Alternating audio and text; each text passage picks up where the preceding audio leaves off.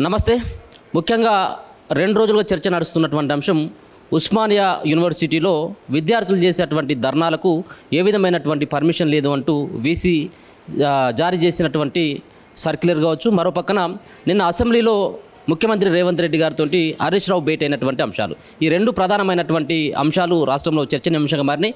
ముఖ్యంగా VC circular జారీ వెనకాల ముఖ్యమంత్రి యొక్క హస్తం ఉంది. ముఖ్యమంత్రి ఆదేశాలకు మేరకు మాత్రమే ఆ సర్క్యులర్ జారీ చేసిందన్నటువంటి ప్రధానమైనటువంటి ఆరోపణలు వినపడతా ఉన్నాయి. వీటన్నిటి పట్ల ఒకసారి మాట్లాడేటువంటి ప్రయత్నం చేద్దాం. మనతో పాటు Congress party general secretary Kaushik గారితో. అన్న నమస్తే. సో ముఖ్యంగా సంబంధించినటువంటి ఓయూలో జారీ చేసినటువంటి సర్క్యులర్, దీని వెనకాల ముఖ్యమంత్రి గారు ఉన్నారన్నటువంటి భావనని చాలామంది అలాగే విద్యార్థి సంఘాలు ఆరోపిస్తూ ఉన్నాయి. దీనికి చరణ్ కౌశిక్గా మీరేం చెప్తారు? అంటే ప్రధానంగా అది అటానమస్ బాడీ ఉన్నటువంటి యూనివర్సిటీ కాబట్టి అక్కడ ఉన్నటువంటి వీసీ గారు కావచ్చు, రిజిస్ట్రార్ గారు మాత్రమే వారు గతంలో ఉన్నటువంటి సర్క్యులర్ను మరొకసారి జారీ చేసిన సందర్భం. ఎందుకంటే టీఆర్ఎస్ ప్రభుత్వం అధికారులు ఉన్నప్పుడు వాళ్ళు ఒక ప్రత్యేకమైనటువంటి సర్క్యులర్ తీసుకొచ్చారు. ఎందుకంటే తెలంగాణ రాష్ట్రం ఉద్యమం కూడా అక్కడ ఆనాడు సమైక్య ఆంధ్రలో మేము కూడా తెలంగాణ ఉద్యమంలో భాగస్వాములు అయినాం. 2009 నుంచి 2014 వరకు తెలంగాణ రాష్ట్రం వచ్చే వరకు కూడా మేము తెలంగాణ ఉద్యమంలో ఆనాడు ఉస్మాన్ యూనివర్సిటీ వేదిక కూడా తెలంగాణ ఉద్యమంలో భాగస్వామైనప్పుడు కూడా ఆనాడు అక్కడ ఎలాంటి నియమనిబంధనలు లేవు. కాకపోతే బీఆర్ఎస్ పార్టీ అధికారులకు వచ్చిన తర్వాత ప్రత్యేక నిబంధనలు తీసుకురావడం జరిగింది. అక్కడ ఎలాంటి ధర్నాలు కావచ్చు, రాస్తారోకలు కావచ్చు, ఎలాంటి నిర్వహించొద్దని చెప్పేసి వారు సర్క్యులర్ తీసుకురావడం జరిగింది. ఆ సర్క్యులర్నే మరొకసారి ఇంప్లిమెంట్ చేసే ప్రయత్నంలో భాగంగా కొత్తగా వచ్చినట్టు వీసీ గారు అదేవిధంగా రిజిస్ట్రార్ గారు సర్క్యులర్ జారీ చేశారు తప్ప ఇది ప్రభుత్వానికి కానీ లేదు ముఖ్యమంత్రి గారు కానీ ఎలాంటి సంబంధం లేదు. మీరు దాన్ని రీన్యువల్ మాత్రమే చేసినటువంటి అభిప్రాయాన్ని వ్యక్తం చేస్తా ఉన్నారు. గతంలో ఒకవేళ కనుక వారు అదే రకమైనటువంటి సర్క్యులర్ను జారీ చేసినట్టు అయితే మొన్నటి వరకు ఉద్యమాలు జరిగినటువంటి ఆ చోట ఈరోజు ఆంక్షలు విధించడం ద్వారా మాత్రమే ఆడ ఉద్యమాలు చేయొద్దు అని చెప్పేసి ఒక సర్క్యులర్ మెన్షన్ చేయడం జరిగింది. గతంలో ఇచ్చినటువంటి సర్క్యులర్లో ఆ విధమైనటువంటి ఆంక్షలు పెట్టినట్టు ఎక్కడ కూడా కనబడట్లేదు కదా. ఇది ఏంది మీరు సమర్థించుకున్నటువంటి ప్రయత్నం? ఇక్కడ ప్రధానంగా మేము అంటే ప్రభుత్వము ఆల్రెడీ ఆరా తీసింది. ముఖ్యమంత్రి గారు కూడా ఆల్రెడీ వీసీ గారితో మాట్లాడినప్పుడు గతంలో తీసుకొచ్చినటువంటి గత ప్రభుత్వం తీసుకొచ్చినటువంటి సర్కులర్నే మరొకసారి మేము ఇంప్లిమెంట్ చేస్తా ఉన్నాం. ఎందుకంటే ఇక్కడ ఎవరు పడితే వాళ్ళు వచ్చి ధర్నాలు రాస్తారోకాలు చేస్తూ ఉన్నారు. దాంతో మాకు పరిపాలన పరంగా మాకు ఇబ్బంది అవుతూ ఉంది. అదే కాకుండా మమ్మల్ని పనిచేయనిస్తలేరని చెప్పేసి వారు ముఖ్యమంత్రి గారి దృష్టికి తీసుకురావడం జరిగింది. కాబట్టి ప్రభుత్వం కూడా దీని విషయంలో మేము ప్రజాస్వామ్యం ఉండాలని చెప్పి కోరుకునేదే కాంగ్రెస్ ప్రభుత్వం. కాబట్టి అసెంబ్లీ వేదికగా మేము 17 గంటల పాటు అసెంబ్లీ నిర్వహిస్తూ ఉన్నాం. ప్రతిపక్షాలు అసెంబ్లీ రావాలని చెప్పి కోరుకుంటా ఉన్నాం. ఇందిరా పార్క్ దగ్గర ధర్నా చేసుకునే అవకాశం ఇచ్చినాం. ఎక్కడైనా కూడా మీడియా మీద ఆంక్ష లేనప్పుడు ఉస్మానియా యూనివర్సిటీలో కూడా అట్లా ఉండొద్దని చెప్పేసి కాంగ్రెస్ పార్టీగా కోరుకుంటాము. దానిలో భాగంగా మధ్య మార్గంగా ఏదన్నా విద్యార్థులకు నష్టం జరిగింది కావచ్చు, ప్రజాస్వామ్యంగా నష్టం జరగని ఉండే విధంగా, అదే కాకుండా పరిపాలన సభ్యంగా జరిగే విధంగా ఏదైనా పునరాలోచన చేయాలని చెప్పేసి ఆల్రెడీ ప్రభుత్వం కూడా వీసీ రిజిస్టర్కి ఆదేశించారు. కాబట్టి త్వరలోనే దాని విషయంలో కూడా ఒక మంచి ప్రకటన వస్తుందని చెప్పేసి పూర్తి విశ్వాసంతో ఉన్నాం.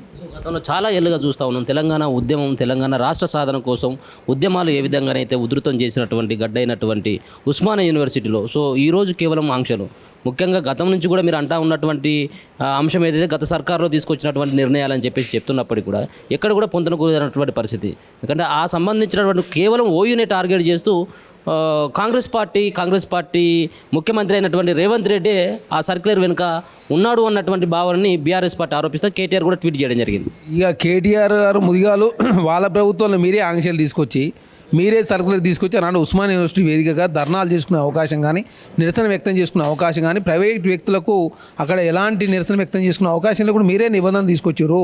ఇప్పుడు ఇక్కడ కొత్తగా ప్రభుత్వం తీసుకొచ్చిన నిబంధన కాదు, గత ప్రభుత్వం తీసుకొచ్చిన నిబంధన మేము ఇంప్లిమెంట్ చేస్తూ ఉన్నాము. ఎందుకంటే మాకు పరిపాలన పరంగా ఇబ్బంది అవుతుందని చెప్పేసి వీసీ గారు, రిజిస్టర్ గారు గత ప్రభుత్వం జారీ చేసినటువంటి సర్కులర్ని కూడా వాళ్ళు చూపిస్తూ ఉన్నారు. కాబట్టి గత ప్రభుత్వం చేసినటువంటి తప్పులో మీ తప్పే మీరు కాంగ్రెస్ ప్రభుత్వం చేసిందని చెప్పేసి మా మీద బుకాయించే ప్రయత్నం చేస్తే ఎట్లా? కాంగ్రెస్ ప్రభుత్వం డెమోక్రసీ ఉండాలని చెప్పి కోరుకుంటుంది, ప్రజాస్వామ్యబద్ధంగా ప్రజాస్వామ్యయుతంగా.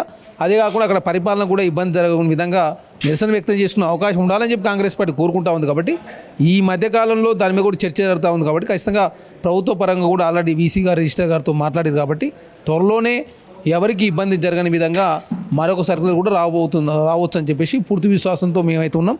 ఖచ్చితంగా అలాంటి వేదికల దగ్గర ఏదైనా విద్యార్థులు వాళ్ళకి ఏమైనా ఇబ్బంది ఉన్నప్పుడు కావచ్చు, అవన్నీ కూడా గతంలో నిరసన వ్యక్తం చేసుకునే అవకాశం ఉంది. కాబట్టి కొంతమంది నాన్ బోర్డర్లు కావచ్చు, లేదు యూనివర్సిటీలో అడ్మిషన్ లేని వారి మూలంగా గతంలో ఇబ్బంది అవుతుందని గతంలో కేసీఆర్ గారు అట్లాంటి సర్కులర్ తీసుకొచ్చింది. కాబట్టి ఆ సర్కులర్ మేము మరొకసారి ఇంప్లిమెంట్ చేస్తున్నాం అని చెప్పేసి బీసీ రిజిస్టర్ గారు చెప్తా ఉన్నారు కాబట్టి ప్రభుత్వం దృష్టి కూడా వచ్చింది కాబట్టి దీనికి ఏదైనా పరిష్కార మార్గం చూపించే ప్రయత్నం ఖచ్చితంగా ప్రభుత్వము అదేవిధంగా యూనివర్సిటీ అధికారులు చేస్తున్న పూర్తి విశ్వాసంతోనూ ఖచ్చితంగా త్వరలోనే మంచి ప్రకటన కూడా రావచ్చు. సో కాంగ్రెస్ పార్టీ జనరల్ సెక్రటరీగా ఉన్నటువంటి చరణ్ కౌశిక్ గారు, మీరు తీసుకున్నటువంటి ఏదైతే వీసీ తీసుకున్నటువంటి ఆ సర్క్యులర్ జారీ పట్ల మీరు దాన్ని సమర్థిస్తూ ఉన్నారో వ్యతిరేకిస్తున్నారు?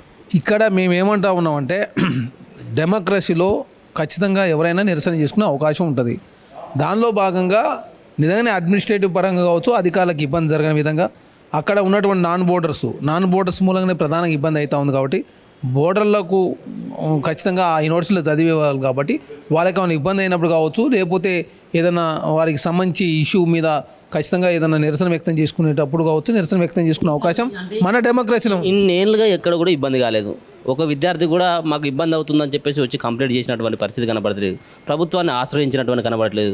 సో ఇప్పుడిప్పుడే మీరు వచ్చినటువంటి 15 నెలల కాలంలోనే మీకు అక్కడ విద్యార్థులంతా ఇబ్బంది పడుతూ ఉన్నారు, ఉపాధ్యాయులు వాళ్ళు ఉన్నటువంటి లెక్చరర్లు ఇబ్బంది పడుతూ ఉన్నారు, ప్రొఫెసర్లు ఇబ్బంది పెడతారు. ఇదంతా కూడా తప్పించుకున్నటువంటి ప్రయత్నమే కదా ఇది. సో ఎక్కడ మీకు ఇబ్బంది అవుతుందని చెప్పేసి ఏ సంబంధించినటువంటి అక్కడ ప్రొఫెసర్ అయినా కాంగ్రెస్ పార్టీకో లేకపోతే వీసీకి ఎవరైనా కంప్లైంట్ చేసినటువంటి పరిస్థితి ఉందా? ఇక్కడ ప్రధానంగా దయచేసి అర్థం చేసుకోవాల్సింది ఏంటంటే కాంగ్రెస్ ప్రభుత్వం అధికారంలోకి వచ్చిన తర్వాత ఖచ్చితంగా విద్యార్థులకు అంతా కూడా ఎంప్లాయ్మెంట్ కల్పించాలి, స్కిల్ డెవలప్మెంట్ చేయాలి. అదే కాకుండా క్లాసులు రెగ్యులర్గా నిర్వర్తించాలని, అదే కాకుండా ప్రాజెక్ట్ వర్క్లైనా లేకపోతే పిహెచ్డీ అయినా ఇంటర్లో పూర్తి చేయాలని చెప్పేసి ఎప్పటికప్పుడు తెలంగాణ రాష్ట్రంలో ఎడ్యుకేషన్ రంగాన్ని పూర్తి ప్రక్షాళన చేస్తూ గతంలో కేసీఆర్ గారు 10 సంవత్సరాల కాలం పాటు పట్టించుకోలేదు కాబట్టి ఇవన్నీ కూడా ప్రక్షాళన చేస్తే విద్యార్థులకు ఉద్యోగాలు వస్తాయి. కాబట్టి యూనివర్సిటీలో కూడా నెక్స్ట్ రిక్రూట్మెంట్ చేయాల్సిన అవసరం ఉంది. ఇప్పటికే టీచింగ్ కొరత వేధిస్తూ ఉంది కాబట్టి దానికి సరైనటువంటి నిధులు కేటాయించుకొని భవిష్యత్తులో రిక్రూట్మెంట్ చేసుకోవాలి. అదేవిధంగా విద్యా ప్రమాణాలు పెంచుకోవాలి. అదే కాకుండా యూనివర్సిటీ గ్రేడింగ్ కూడా పెంచుకోవాలనే సదుద్దేశంతో ముందుకు పోతాము. దానిలో భాగంగా మరి ఈ అధికారులకు ఇబ్బంది అయినప్పుడు వాళ్ళు పని చేయలేరు కాబట్టి ఎవరికైనా 8 గంటల టైం మాత్రం ఉంటుంది. కాబట్టి అట్లాంటి సంఘటనలు ఎవరు చేసినా కూడా తప్పే. కాకపోతే నిరసన వ్యక్తం చేసుకునే అవకాశం గతంలో ఉంది కాబట్టి ఖచ్చితంగా కాంగ్రెస్ ప్రభుత్వం అట్లాంటి దాన్ని ఖచ్చితంగా ముఖ్యమంత్రి గారు కూడా వారి దృష్టికి వస్తే వారు కూడా రిజిస్ట్రార్ వీసీ గారితో మాట్లాడినట్టునే కాంగ్రెస్ ప్రభుత్వంలో డెమోక్రసీ ఉండాలని చెప్పి కాంగ్రెస్ ప్రభుత్వం కోరుకుంటా ఉంది. కాబట్టి త్వరలోనే దాని మీద కూడా పునఃసమీక్ష చేసే అవకాశం కూడా ఉండబోతూ ఉంది. కాబట్టి ఎవరు కూడా అధైర్యపడాల్సిన అవసరం లేదు. కాంగ్రెస్ ప్రభుత్వాన్ని బదనాం చేసే ప్రయత్నం బీఆర్ఎస్ పార్టీ లేదు భారతీయ జనతా పార్టీ చేస్తూ ఉంటాయి. ఎందుకంటే వాళ్ళే గతంలో సర్కులర్ జారీ చేసి వాళ్ళే కాంగ్రెస్ ప్రభుత్వం తప్పుపెట్టే ప్రయత్నం వారు చేస్తూ ఉన్నారు. యూనివర్సిటీలకు పూర్తి స్వేచ్ఛ ఇచ్చింది రాష్ట్ర ప్రభుత్వం. ఎందుకంటే యూనివర్సిటీలకు పూర్తి స్వేచ్ఛ ఇస్తేనే యూనివర్సిటీలన్నీ కూడా డెవలప్మెంట్ అవుతాయి. అదే కాకుండా యూజీసీ నిబంధనలు లోబడి తెలంగాణ రాష్ట్రంలో కాంగ్రెస్ ప్రభుత్వం ఎప్పటికప్పుడు ఫండ్స్ ఇస్తూ వారికి పూర్తి స్వేచ్ఛ ఇవ్వడం జరిగింది. కాబట్టి వీసీ రిజిస్టర్ గారు వారు జారీ చేసినటువంటి సర్క్యులర్ మాత్రమే ప్రభుత్వం దృష్టికి ఇప్పుడు వచ్చింది. కాబట్టి ప్రభుత్వం కూడా దాని మీద పునఃసమీక్ష చేయాలని చెప్పేసి ఆల్రెడీ బీసీ రిజిస్టర్ గారితో మాట్లాడారు. కాబట్టి త్వరలోనే ఈ సమస్య పరిష్కారం లభిస్తుందని చెప్పేసి నేనైతే పూర్తి విశ్వాసంతో ఉన్నాను. నిన్న ముఖ్యమంత్రి గారిని హరీష్ రావు కలవడం అసెంబ్లీలో, సో ముఖ్యంగా దీనిపైన రకరకాలైనటువంటి కామెంట్లు బీజేపీ పార్టీ సంబంధించిన నేతలు కామెంట్లు చేస్తున్నారు. సో రెండు పార్టీలు కూడా ఒకటే, మేము గతం నుంచి కూడా చెప్తా ఉన్నాం, ఇప్పుడు కూడా అదే విషయాన్ని చెప్తా ఉన్నాం. సో వీళ్ళందరూ కూడా ములాఖత్ అయినటువంటి అభిప్రాయాన్ని వ్యక్తం చేస్తున్నారు. సో హరీష్ రావు గారిని కలవడం, సో ఇప్పుడు ఈ ఉన్నటువంటి పొజిషన్లో రేవంత్ రెడ్డి కలవడం, దీన్ని ఎట్లా చూడొచ్చు? అసెంబ్లీ జరుగుతూ ఉన్నప్పుడు ముఖ్యమంత్రి గారిని ప్రతిపక్ష పార్టీలకు సంబంధించి ఎమ్మెల్యేలు కలుస్తూ ఉంటారు. తప్పెట్లయితుంది అది? అదే కాకుండా హరీష్ రావు గారు ఒట్టి గలవలే, పద్మారావు గౌడ్ గారిని తీసుకొని హరీష్ రావు గారు ముఖ్యమంత్రి గారికి పోయి అక్కడ ఏదైతే సికింద్రాబాద్ అసెంబ్లీలో గతంలో కేసీఆర్ గారు ముఖ్యమంత్రిగా ఉన్నప్పుడు ఇంటర్మీడియట్ కాలేజ్ కావచ్చు, డిగ్రీ కాలేజ్ కావచ్చు, అక్కడ ఒకే క్యాంపస్లో ఉండడానికి 30 కోట్ల రూపాయలు శాంక్షన్ చేశారు. కాబట్టి ఈ ప్రభుత్వం తెలంగాణ రాష్ట్ర కాంగ్రెస్ ప్రభుత్వం వచ్చిన తర్వాత దాన్ని కంటిన్యూ చేసే విధంగా 30 కోట్ల రూపాయలు రిలీజ్ చేయాలని చెప్పేసి హరీష్ రావు గారిని పద్మారావు గారు ఇద్దరు కలిసి ముఖ్యమంత్రి గారు చాలా సానుకూలంగా స్పందిస్తూ ఖచ్చితంగా మేము ఉన్నదే పని చేస్తాను కాబట్టి మీకు ఏమైనా సమస్యలు ఉంటే చెప్పండి, ఇంకా ఏమైనా సమస్యలు ఉంటే కూడా ప్రభుత్వం పరిష్కరించడానికి సిద్ధంగా ఉంది. కాబట్టి మీ ప్రతిపక్ష పార్టీ ఎమ్మెల్యేలైనా ప్రజల చేత ఎన్నుకోబడ్డ వాళ్ళే కాబట్టి ప్రజాప్రభుత్వంలో అట్లాంటిది ఉండదు. గతంలో ఇట్లాంటి 10 సంవత్సరాల కాలం పాటు ప్రతిపక్ష పార్టీలు కలిసే అవకాశం ఆనాడు కేసీఆర్ గారు ఇవ్వలే, కలిసినా కూడా ప్రయోజనం లేకుండా. కాబట్టి మా ప్రభుత్వంలో అట్లాంటిది ఖచ్చితంగా ప్రతిపక్ష పార్టీ ఎమ్మెల్యే కలిసినా వారి సమస్య పరిష్కరించే ప్రయత్నం కాంగ్రెస్ ప్రభుత్వం చేస్తుందని చెప్పేసి చాలా స్పష్టంగా ముఖ్యమంత్రి గారు ప్రకటించారు. అదే విషయాన్ని కూడా హరీష్ రావు గారు కూడా నిర్ధారించారు. అనవసరంగా భారతీయ జనతా పార్టీ ఏంటంటే రాజకీయం చేసే ప్రయత్నం. ఇక మహేష్ రెడ్డి గారికి ఏం పని ఉంది? కేంద్రం ఎన్ని నిధులు తీసుకొచ్చిందో అడుగుతూ ఉంటే కాంగ్రెస్ ప్రభుత్వం అసెంబ్లీలో దానికి సమాధానం చెప్పకుండా హరీష్ రావు గారు ఇష్యూ తీసుకొచ్చి కాంగ్రెస్ ప్రభుత్వం బీఆర్ఎస్ పార్టీ ఒకటి, హరీష్ రావు గారు రేవంత్ రెడ్డి ఒకటి అని చెప్పేసి తప్పుడు ఆరోపణలు చేసే ప్రయత్నాన్ని దయచేసి మానుకోవాలని చెప్పేసి కోరుతాం. మొత్తానికైతే మాత్రం కాంగ్రెస్ పార్టీ తీసుకున్నటువంటి నిర్ణయం కాదు, గతంలో ఇచ్చినటువంటి సర్క్యులర్ని మేము రిన్యువల్ చేసినాం తప్పించి ఏదో ఉస్మానియా యూనివర్సిటీలోని గొంతు నొక్కేటువంటి ప్రయత్నం ఎక్కడ కూడా కాంగ్రెస్ పార్టీ చేయదన్నటువంటి అభిప్రాయాన్ని చరణ్ కౌశిక్ గారు అయితే చెప్తా ఉన్నాం. చూస్తూనే ఉండండి మన తొలి వెలుగు.